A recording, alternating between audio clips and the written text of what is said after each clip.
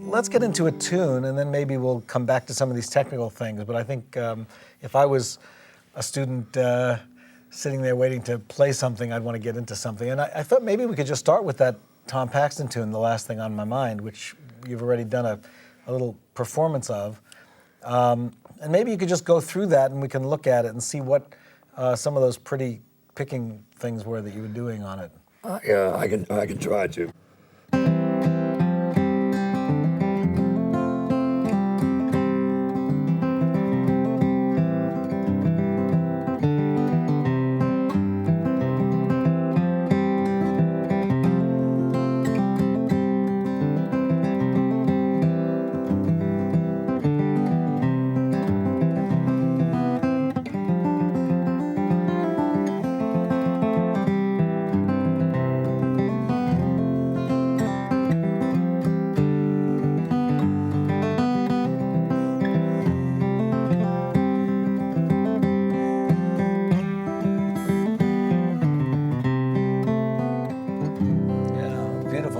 It might be as simple as I can do it for now.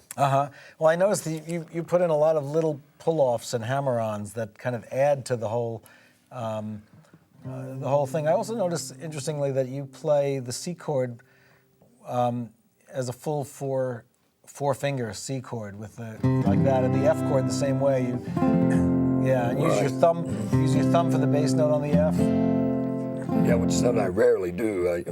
Usually I only do that when I'm playing out of a C position. I'm not endowed with very big hands, and so I'm not the guy that can way up the neck where the neck is fatter. I would do that as opposed to trying to do it that way. Well, play it one more time. Let's see if we can pull out some things from there. Nice and easy and slow.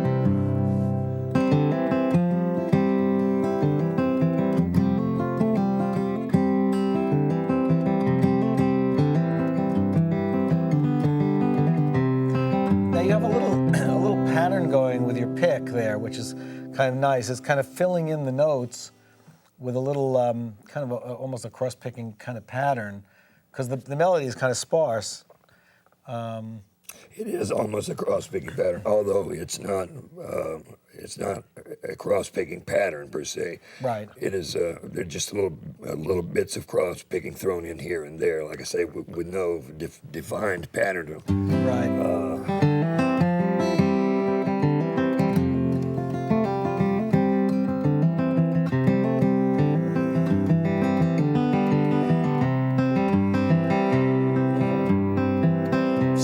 I use as a filler between measures. See if I can demonstrate that a little plainer. Okay.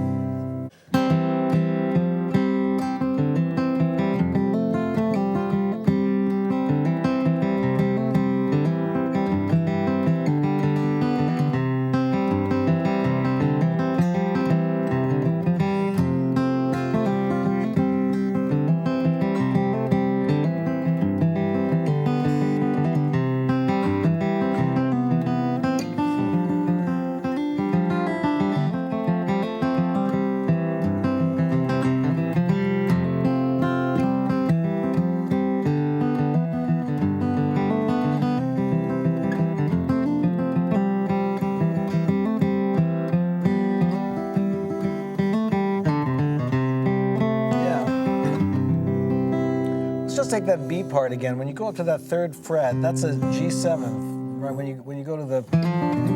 Yeah. A little pull off. Let me see if I can slow that down.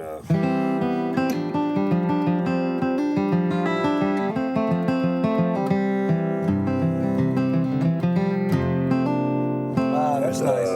F to B flat, real quick.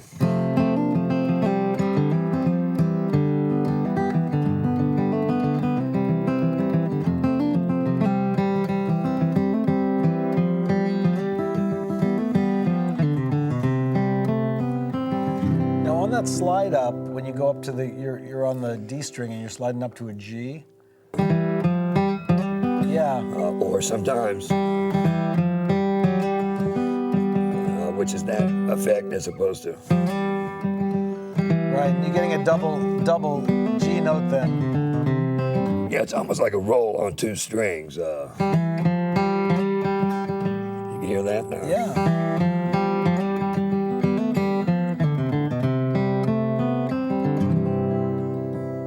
Yeah. Those are just little ideas and ornaments that I throw in, and I do it without thinking about them. And they're just things that I learned many, many years ago in childhood that have stuck with me, and they just kind of rear their head from time to time, and I throw them in, sometimes consciously, but more often subconsciously. That's one of the things that I want to try to drive home here with people that particularly young aspiring musicians that want to know or are interested in the Tony Rice guitar method, or anybody else's method for that matter.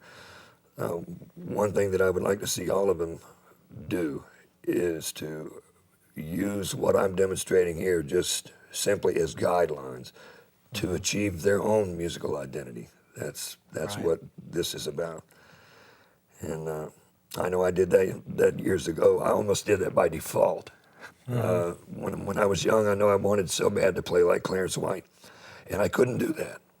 And out of that inability, or out of those limitations, came my own style and my own musical identity.